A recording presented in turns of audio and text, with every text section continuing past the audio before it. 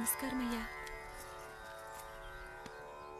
అయ్యా, మన ఈరిగాడికి సంవత్సరం క్రితం పెళ్ళయిందయ్యా. మొన్నటిదాకా తాడు బంగారంలో ఉన్న వాళ్ళ జీవితం ఇప్పుడు తాడు ఫ్యాన్లో మారిందయ్యా. తన భర్తకి తల్లిదండ్రులు ఎక్కువయ్యారయ్యా. కట్టుకున్న భార్యకి చీర కొనడం కంటే అమ్మా నాన్నలకు మాత్రం మందులు కొనటమే తన సంతోషం. పొద్దున లేచిన దగ్గర నుంచి తల్లిదండ్రుల పనులు పెళ్ళ ముద్దు ముచ్చట తీర్చట్లేదని తల్లిదండ్రులను వృద్ధాశ్రమంలో చేరిస్తే తను తన భర్త సంతోషంగా ఉంటామని వీరిగాడి భార్య సావిత్రి రచ్చబండి ఫిర్యాదు చేసిందయ్యా. చూడమ్మా, ప్రతి స్త్రీ జీవితం 3 ఆకులతో ముడిపడి ఉంటుంది. పెళ్లిల్లో మావిడాకులు, శోభనం గదిలో తమలపాకులు, ఆ తర్వాత భర్తతో విడాకులు. మావిడాకులు గుమ్మానికి కట్టొచ్చు, తమలపాకులతో కిల్లీలు కట్టొచ్చు, కానీ విడాకులతో కాపురాలను కట్టలేమమ్మా, కట్టలేం. నన్నేం చేయమంటారు? నాకంటూ కోరికలుండవా? భర్తతో సరదాగా ఒక్కదాన్నే గొడవ పడాలని, ఆయన కష్టపడి అలిసొస్తే పక్కింటి వాళ్ల కబుర్లన్నీ చెప్పాలని, వచ్చిన జీతం మొత్తం చేతికిచ్చాక నేనే 10ో 12కో చేతిలో పెడితే ఆయన కళ్లల్లో ఆనందం చూడాలని నాకనిపించదా? ఎంతసేపు అమ్మా నాన్న అంటూ వాళ్ల కొంగు పట్టుకుని తిరగడమే తప్ప నా పైట పట్టుకుని తిరిగిందే లేదు. నాకు విడాకులొద్దు, నా భర్త నాకు కావాలి. ఎరా, నీ భార్య చెప్పింది విన్నావుగా, ఏమంటావు? అయ్యా, మీరు నా వైపు కూడా ఆలోచించండి అయ్యా. 9 నెలలు నా తల్లి కష్టపడి కనీ పెంచితే 20 ఏళ్ళు నా తండ్రి నన్ను పోషించాడు. నిన్నగాక మొన్నొచ్చింది. ఇది మమ్మల్ని విడదీయాలంటే ఎలాగయ్యా? నాకు నా పెళ్ళం కంటే నా తల్లిదండ్రులు ఎక్కువయ్యా. మరి పెళ్ళెందుకు చేసుకున్నావురా? అక్కుల్లో పనికెళ్తుంటే అక్కడ మెస్ భోజనం పడట్లేదయ్యా. ఇల్లామంటే పని మనిషి అనుకుంటున్నావారా? అసలేమనుకుంటున్నావురా? ఆడదంటే నీకంటే చిన్నదవుతే చెల్లవుతుంది, పెద్దదైతే అక్క అవుతుంది, పెళ్లి చేసుకుంటే భార్య అవుతుంది, ఆ తరువాత తల్లి అవుతుంది. మగాడేముందిరా, ఆఫ్టర్ ఆల్ తండ్రి అవగలడు. మగాడు పురుషుడు అని పలకాలంటే పెద్ద కష్టమేమీ లేదు. కానీ స్త్రీ అని పలకాలంటే నోట్లో కండరాలు, నాలుక అష్టవంకరలు తిరిగి కష్టపడాలరా. స్త్రీ జీవితం కూడా అంతే. మన దేశంలో స్త్రీని గౌరవించడం తరతరాలుగా వస్తున్న సాంప్రదాయం. ఆ సాంప్రదాయం ఎంత గొప్పదంటే జంతువుల్ని కూడా పిల్లి పిల్ల, కుక్క పిల్ల, పంది పిల్ల అంటాం గాని కుక్క పిల్లోడు, పిల్లి పిల్లోడు, పంది పిల్లోడు అని అనమరా. అంత గొప్పదిరా మన సాంప్రదాయం. మీరు ఎన్నైనా చెప్పండి, దాన్ని ఏలుకోవటం నా వల్ల కాదయ్యా.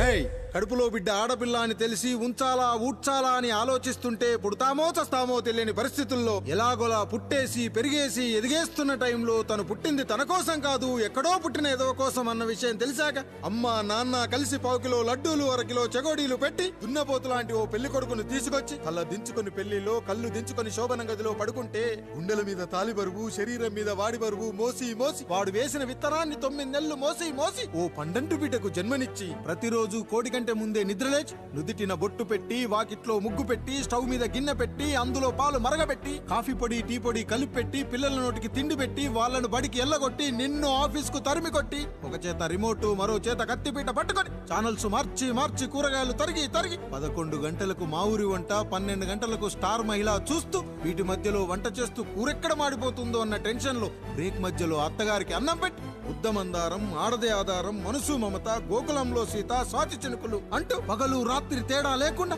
సీరియల్లో సమస్యల్ని తన సమస్యలుగా భావించి బరువెక్కిన గుండెతో అలిసొచ్చిన భర్తకు గుప్పెడంత మాడిపోయిన ఉప్మా పెట్టి అప్పుడు తిని పడుకుంటుందిరా. అదిరా ఆడదంటే.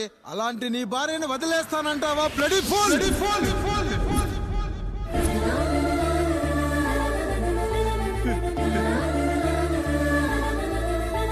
ఒక గుక్కలో ఆడదాని గురించి చెప్పాలంటే నాకు 3 నిమిషాలు పట్టిందిరా.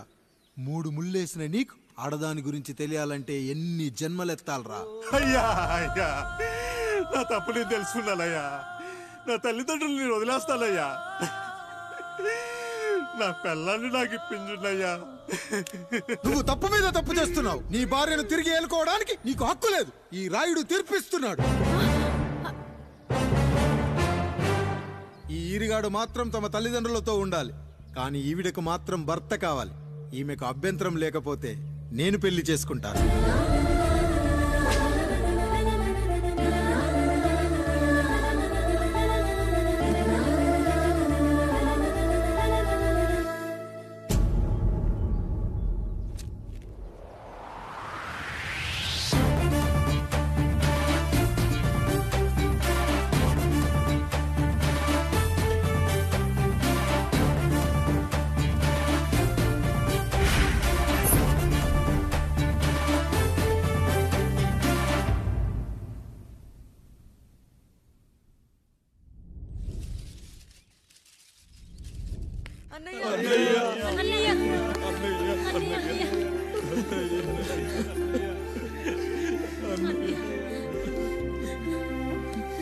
రాత్రి చాలా భయం వేసిందనయ్యా. ఇప్పుడు మమ్మల్ని వదిలి వెళ్ళకన్నయ్యా. రాత్రే కదరా మనం అందరం కలిసి పడుకున్నాం. ఎప్పుడో రాత్రి చూసామన్నయ్యా. నిన్ను చూడకుండా ఒక్క అరగంట కూడా ఉండలేకపోతున్నా. నిన్ను చూసి చాలా రోజులైనట్టుంది అన్నయ్య. రాత్రంతా ఎక్కడికి వెళ్ళావన్నయ్యా? అసలు ఎక్కడికి వెళ్ళారండి? ఇంట్లో దోమలు కుడుతున్నాయని అలా పక్కనే ఉన్న గడ్డివాం దగ్గర పడుకున్నా. మన రత్తాలు వాళ్ళ ఆయన ఊళ్ళో లేడంది. సరే అని తను తోడుగా తీసుకెళ్ళా.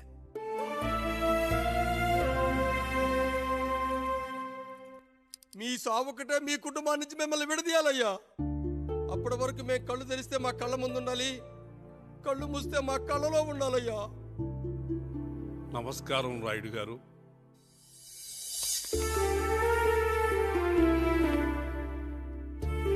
నమస్తే. ఏం జడ్జి గారు ఎప్పుడొచ్చారు? ఇప్పుడే. రాయుడు గారు, మీ కుటుంబం గురించి వినడమే గాని ఇప్పుడే చూస్తున్నాను. ఒక్కసారి మీ కుటుంబ సభ్యుల్ని నాకు పరిచయం చేయండి రాయుడు గారు. వాళ్ళు నా తమ్ముళ్ళు. నమస్కారం. మొత్తం ముగ్గురా? కాదు, నలుగురు. వాడు వేరే షూట్లో ఉన్నాడు. వీళ్ళు నా చెల్లెళ్ళు. నమస్కారం తల్లి. వీళ్ళు నా భార్యలు. నమస్కారం అమ్మా. వీళ్ళు నా బంధువులు. నమస్కారం. నా జీవితంలో ఎంతో ముఖ్యమైన, ఆ, ఇష్టమైన, ప్రాణమైన ఆ. మరో మనిషిని మీకు పరిచయం చేయాలి.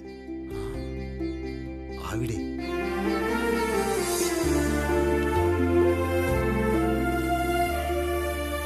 నమస్తే తల్లి. ఆవిడ మా పని మనిషి. ఆ? తను వాళ్ళ అమ్మాయి. నాకు కూతురు లాంటిదే. ఆహా.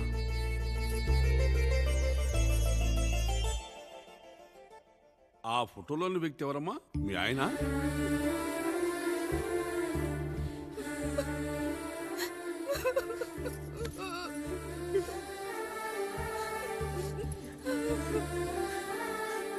చనిపోయారా?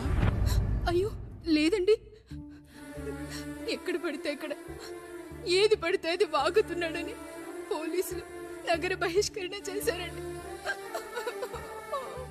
మళ్ళా ఎప్పుడొస్తాడు? నెక్స్ట్ సీన్కి వచ్చేస్తాడండి.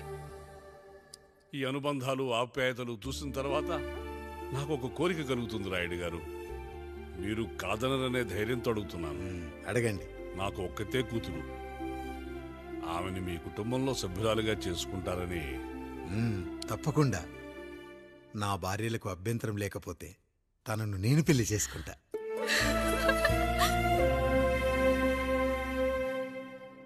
అయ్యో, మీరు పొరపాటుగా అర్థం చేసుకున్నారు.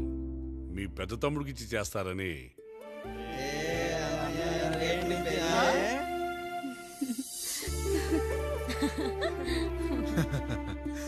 తప్పకుండా తప్పకుండా ఒక మంచి రోజు చూసుకొని మీ ఇంటికి అమ్మాయిని చూసుకోవడానికి వస్తాం. ధన్యుణ్ణి రాయుడు గారు, ధన్యుణ్ణి.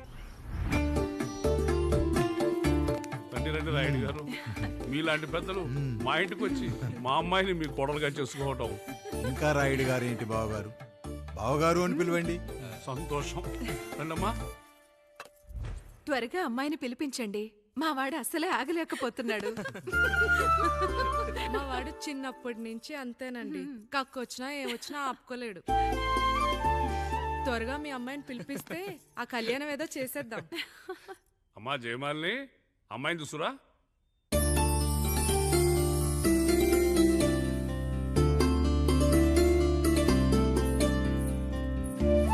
కూర్చోమ్మా. నువ్వు కూడా అబ్బాయిని చూడమ్మా.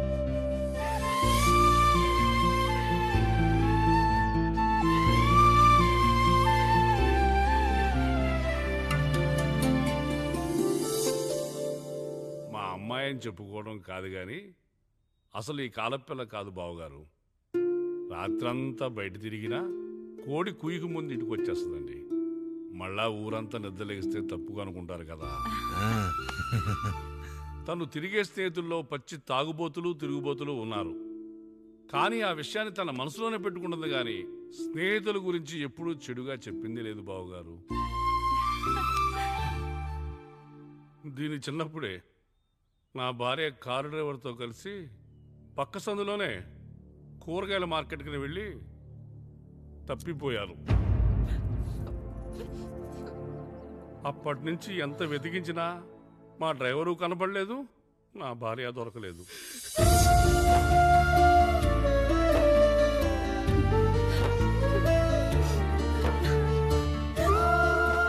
అమ్మ నాకు చాలా ప్రేమ పంచింది నాన్న, అది ఊరంతా పంచుతానంటుంది నా బిడ్డ. నేను కాదనలేదు. అలాంటి నా కూతురు ఇవాళ మీ కోడలవటం నిజంగా నా అదృష్టం బావగారు. ఈ రోజు నుంచి మీ అమ్మాయి మా ఇంటి బిడ్డ. అమ్మాయి నచ్చిందా బాబు? నచ్చిందా?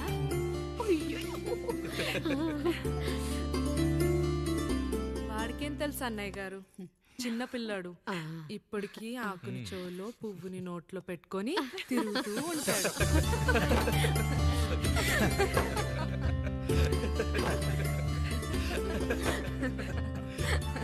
ఇంకంత శుభం అన్నమాట. ఇక తాంబూలాలవి మార్చుకుందాం. ఒక నిమిషం ఆగి, నేను చెప్పేది ఒకసారి నా మాట నిన్నొక్క క్షణం కూడా ఉండను. ప్లీజ్. అమ్మా శారదా, పెద్దవాళ్ళు వచ్చారమ్మా, మనల్ని చూస్తున్నారు. అమ్మాయికి పెళ్లి చూపులమ్మా.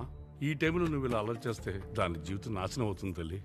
లోపలికి వెళ్ళు, తాత మాట్లాడదాం. ఇక్కడ మీ కోడలు కాపురం కాలిపోతుంటే మీరు ఆ మంటల్లో మీ కూతురు పెళ్లికి కాఫీలు పెట్టిస్తున్నారా? ఈ ఇంట్లో నేను ఇంకొక క్షణం కూడా ఉండను. ఒక్క నిమిషం తల్లి, అసలు ఏం జరిగిందో నాకు చెప్పమ్మా. ఈయన మంచోడని 6 నెలల క్రితం నాకు పెళ్లి చేశారు. మొదట్లో బాగానే ఉన్నాడు, ఆ తర్వాత ఒక రోజు మందు కొట్టాడు. పోనీ తాగింది దిగాక మంచోడుగా ఉంటాడు అనుకుంటే ఈ మధ్య చెడు తిరుగుళ్ళు తిరుగుతున్నాడు. ఊరవతల చిన్నుళ్ళు కూడా పెట్టేశాడు. మీరే చెప్పండి రాయుడు గారు, ఈ ఇంట్లో నేను ఉండాలా, వెళ్ళిపోవాలా, ఈయన్ని వదిలేయాలా, అక్కర్లేదా? వదిలేయాలమ్మా. వదిలేయాల్సింది నీ భర్తను కాదు, అతనిలోని లోపాలు. ఆశ్చర్యపోతున్నావు కదూ? ఒక మగాడి బాధ సాటి మగాడిగా నేను చెప్తానమ్మా. ఆడదాని ప్రేమ వెలిగించిన అగరొత్తి లాంటిది. ఒకడు వెలిగించగానే కొన్ని గంటల్లో బూడిదైపోతుంది. కానీ మగాడి ప్రేమ దీపం లాంటిది. తాను కాలుతూ కూడా నలుగురిని వెలిగించుకుంటాడు. ఆ వెలుగులో ఆనందాన్ని వెతుక్కుంటాడు. చూడమ్మా శారద, నువ్వు కాకిలోని నలుపును చూస్తున్నావు, నేను దాని రెట్టలో తెలుపును చూస్తున్నాను. మొగడు మందు కొట్టొస్తే నిన్ను కొట్టలేదని సంతోషపడాలి గాని బాధపడకూడదమ్మా. ఇక చిన్నిల్లు సంగతి అంటావా? రుచిగా ఉందని లొట్టలేసుకుంటూ సగం తిన్న బిర్యానీలో కుక్క మూతి పెట్టిందని తెలిసాక దాన్ని పారేసుకుని ఆకలిని చంపుకోవడం కంటే నాకింది మనింటి కుక్కే కదా అని దాని మూతిపళ్ళు రాలగొట్టి ఇంట్లో కట్టేయాలి. నీ భర్త కూడా అలాంటి కుక్కలాంటి వాడేనమ్మా.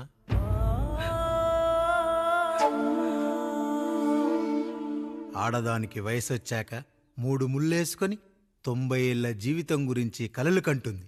అదే మగాడు 3 ముక్కలాడి 90 ml మందేయాలని కలలు కంటాడు. హౌస్లోనికి హౌస్ కీపింగ్కి తేడా తెలియని అమాయకపు జాతమ్మా మా మగజాతి. పండగ పూట తినే పాయసం రుచి గురించి మీకు తెలిసి ఉండొచ్చు.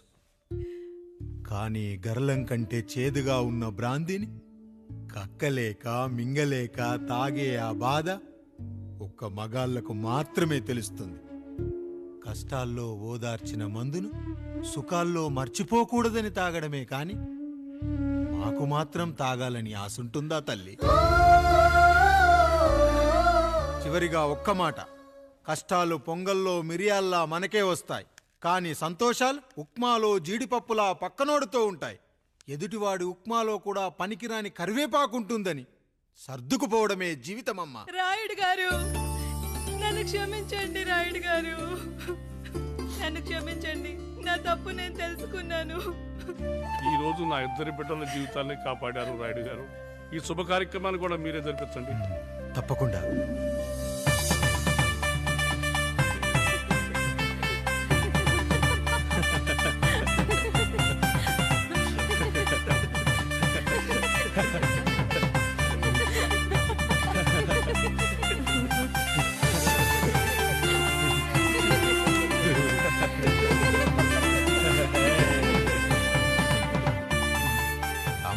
పండు మీరు దీవించండి. మేము దీవించండి.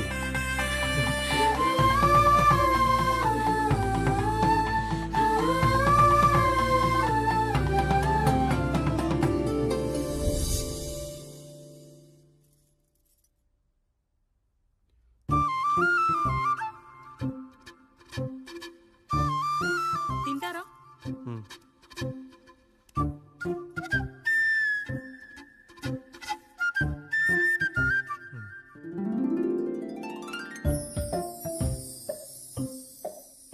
ఫస్ట్ టైమా?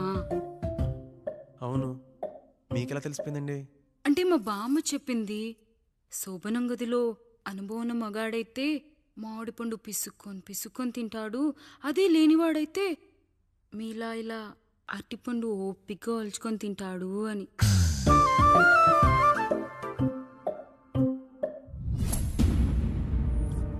ఏంటవి? అవేంటో తెలీదా? ఫ్రెండ్స్కి పెళ్ళని చెప్తే హ్యాపీ బర్త్డే అనుకొని బెలూన్స్ ఇచ్చారు, ఫీల్ అవుతారు కదా అని 4 అక్కడ కట్టాను.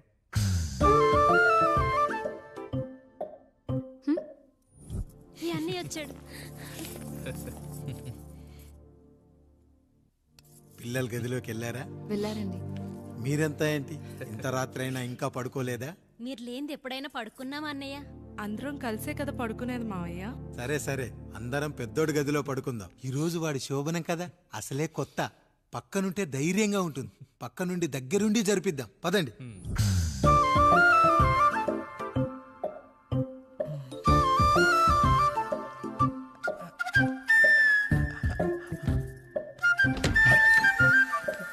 కానివ్వండి రా, కానివ్వండి కానివ్వండి. మీరేంటి మావయ్య ఇక్కడ పడుకుంటున్నారు? అదేంటమ్మా పెద్దోడా, చెప్పలేదా? మేమంతా కలిసే పడుకుంటామమ్మా. నువ్వు మాతో పాటే. అవును భార్గవి. మీరు ఊరుకోండి.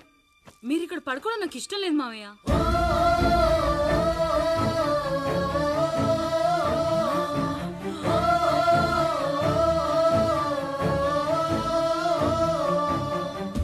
అదేంటమ్మా అలా అంటావు?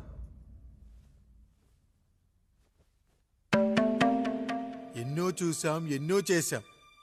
దుక్కి దున్ని కోత కోయకుండానే ఈ విత్తనాలన్నీ మొలకొచ్చాయంటావా తల్లి? అవన్నీ నాకు తెలియదు మావయ్య. మర్యాదగా బయటికి వెళ్ళండి.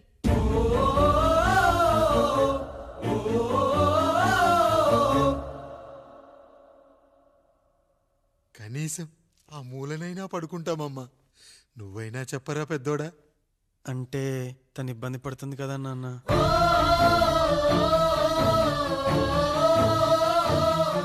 నువ్వు కూడా ఏంట్రా?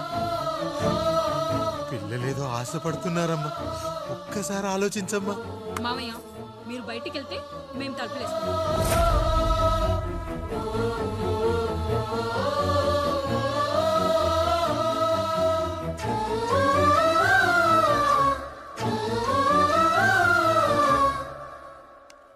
వేసుకోండి అమ్మా, వేసుకోండి. తలుపులు వేసుకోండి.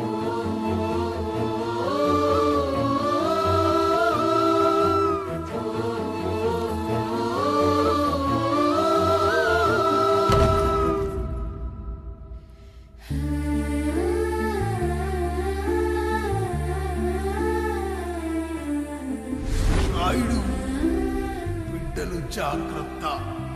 ఈ రోజు నుంచి వీళ్ళంతా నీ తమ్ముళ్ళు చెల్లెళ్ళు కాదు, నీ బిడ్డలు.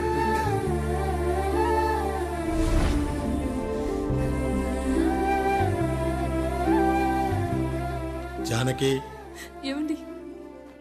సావిత్రి, ఏమండి? లక్ష్మి, ఏమండి? మన గదిలోకి పదండి. ఇక నుంచి ఎవరి పిల్లలతో వాళ్ళ గదిలోనే పడుకోవాలి. ఇది ఈ రోజు నుంచి ఈ వంశానికి రాస్తున్న కొత్త శాసనం. అయ్యా అలా అరకండి అయ్యా, మీరు లేకుండా మేము ఎప్పుడైనా విడిగా పడుకున్నాము. అంతా కలిసే కదయ్యా పంచుకున్నాం. వెళ్ళరా వెళ్ళు. నీకు భార్య ఉంది, నీకు పడగది ఉంది. వేసుకోండి రా, మీరు వేసుకోండి. తలుపులు వేసుకోండి. మీరు కూడా ఏంటండి పిల్లలేదు? చిన్న పిల్లల వాణ్ణి ఉయ్యాల్లో ఆడించేటప్పుడు పక్కనే ఈ నాన్నకు కావాలి. బడికెళ్ళేటప్పుడు పక్కనే ఈ నాన్న కావాలి, గుడికెళ్ళేటప్పుడు కూడా పక్కనే ఈ నాన్న కావాలి. కానీ శోభనం గదిలో మాత్రం పక్కనే ఉంటానంటే బరువయ్యాను జానకి, బరువయ్యాను.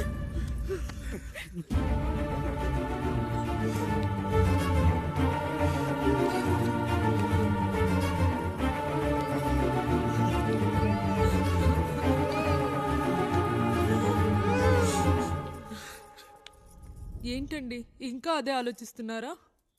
ఎలా మర్చిపోగలను లక్ష్మి? జరిగింది ఏదో జరిగిపోయింది, మీరు బాధపడకండి. ఎంత మాట అన్నాడో చూసావా? నా భార్య ఇబ్బంది పడుతుంది, బయటికెళ్ళండి నాన్న అన్నాడు. వాణ్ణి ఎలా పెంచాను? చదువుకుంటే పై చదువులకు వాడు వేరే ఊరు వెళ్లాల్సి వస్తుందని చదివే మాన్పించేశాను. జ్వరం వస్తే ఆ మాత్రలు చేదుగా ఉంటాయని నేనే మింగాను. నోరు తెరిచి అమ్మ కావాలన్నప్పుడల్లా ఇంతమంది అమ్మల్నిచ్చాను. నాన్న అన్న ప్రతిసారి నాన్నల్ని ఇవ్వలేకపోయానని వాడికి నా మీద కోపమో ఏమో జానకి. నిజమేనండి, మనమంతా ఇలా లేమే. మన కుటుంబానికి దిష్టి తగిలింది.